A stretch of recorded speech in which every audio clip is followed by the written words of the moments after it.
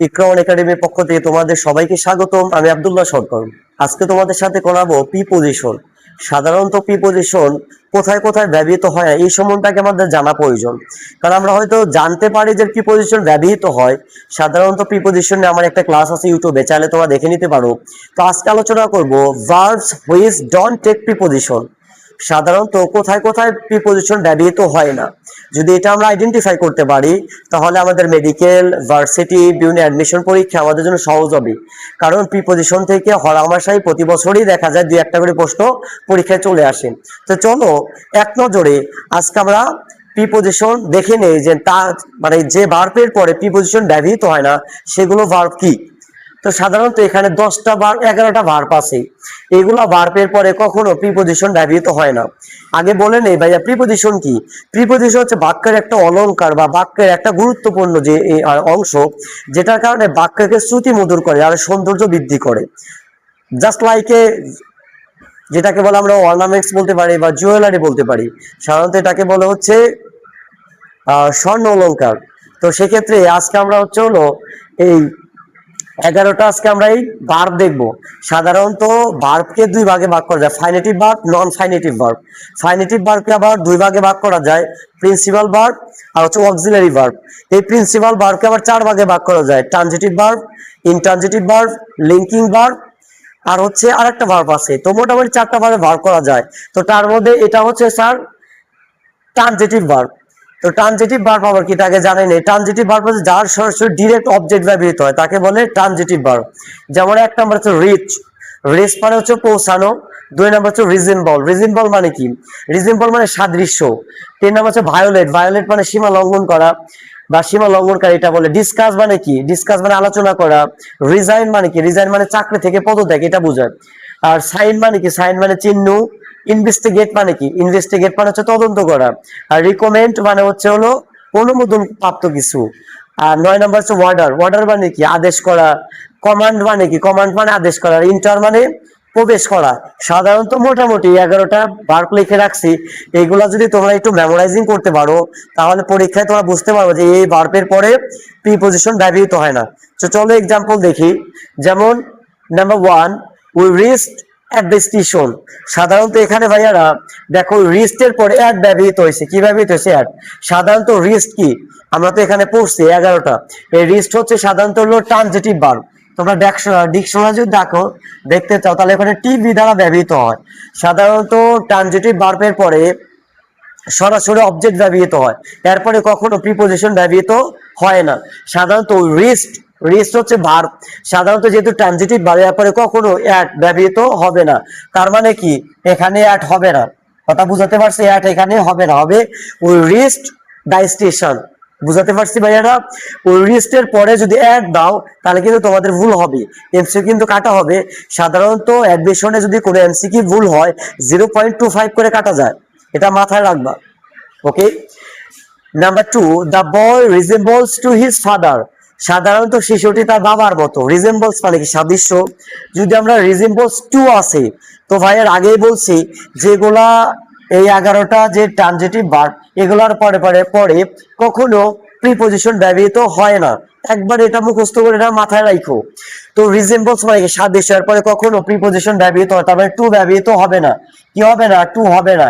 এই টু টাকাটা সাধারণত the boy resembles his father. সাধারণত শিশুটা তার বাবার মতো, এখানে কোনো প্রিপজিশন ব্যবহৃত হবে না। Number 3, we discuss about the matter. আমরা হরহামেশাই বলে ফেলি we discuss about the matter, but your sentence is not correct. কথা বুঝাতে পারছি ভাইয়েরা? কারণ we discussed about the matter, আমরা মানে এই সম্বন্ধ নিয়ে আলোচনা করতেছি বা কথা বলতেছি। এই ডিসকাস সাধারণত ডিসকাস হচ্ছে ট্রানজিটিভ ভার্ব, তারপরে কখনো প্রিপজিশন ব্যবহৃত হয় না। তার মানে কি এখানে অ্যাবাউট ব্যবহৃত হবে না, এটা মনে রাখো ভাইয়ারা। এগুলা যদি আইডেন্টিফাই করতে না পারি তাহলে কিন্তু আমরা প্রিপজিশন ভালোভাবে ইউজ করতে পারবো না। তাহলে এখানে হবে উই ডিসকাসড দ্য ম্যাটার। আর কখনো ভুল হবে কি? অবশ্যই হবে না। নাম্বার 4, দ্য জাজ ইনভেস্টিগেটেড ইনটু দ্য কেস। সাধারণত বিচারপতি এই কেসটাকে তদন্ত করতেছে। তো সাধারণত ভাইয়া ইনভেস্টিগেটেড, এই ইনভেস্টিগেটেড এর পরে ইনটু আছে। ইনটু তো প্রিপজিশন, তো ইনভেস্টিগেট যেহেতু ট্রানজিটিভ ভার্ব, এরপরে কখনো এই প্রিপজিশন ব্যবহৃত হবে না। তাহলে এখানে কি হবে, এই প্রিপজিশন হবে না। বুঝতে পারছি ভাইয়ারা? এটা কিন্তু মাথায় রাখতে হবে। তাহলে এখানে হবে দ্য জাজ ইনভেস্টিগেটেড দ্য কেস।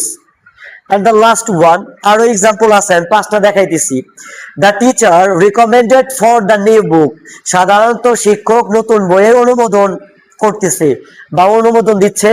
তো সেক্ষেত্রে ভাই রিকমেন্ডেড, এটা মনে রাখতে হবে। এই প্রায় 11টা word, rise, resemble, violate, discuss, resign, sign, command, order, violate, enter, এইগুলা এই মাত্র 11টা 12টা ওয়ার্ড। এগুলো যদি একটু আমরা আয়ত্তে রাখতে পারি তাহলে কিন্তু আমরা প্রিপোজিশন ভুল থেকে একটু হেফাজতে থাকতে পারবো।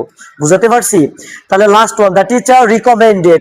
রিকমেন্ডেড কি ট্রানজিটিভ ভার্ব না, তারপরে ডিরেক্ট অবজেক্ট ব্যবহৃত হবে। কি হবে? ডিরেক্ট অবজেক্ট ব্যবহৃত। তার মানে কি এরপরে কোনো প্রিপোজিশন ব্যবহৃত হবে না। তার মানে এখানে হবে the teacher recommended the new book. আশা করি তোমরা বুঝতে পারছো। সেকেন্ড ওয়ান, সাধারণত অ্যাডভার্ব অথবা সাধারণত অ্যাডভার্ব ফ্রেজ যেগুলো আছে এরপরে সাধারণত প্রিপজিশন ব্যবহৃত হয়। কথা বুঝাতে পারছি? তো দেখো, হি লিফট দ্য ভিলেজ, এখানে সাধারণত লিফট দ্বারা ত্যাগ করা বোঝায়, কোনো একটা গ্রাম থেকে ত্যাগ করতেছে। He left the village with bag and baggage, তাদের মানে কি তার ব্যাগ ও ব্যাগের যে আরো আসবাবপত্র সেগুলো সেই এলাকা থেকে ত্যাগ করতেছে।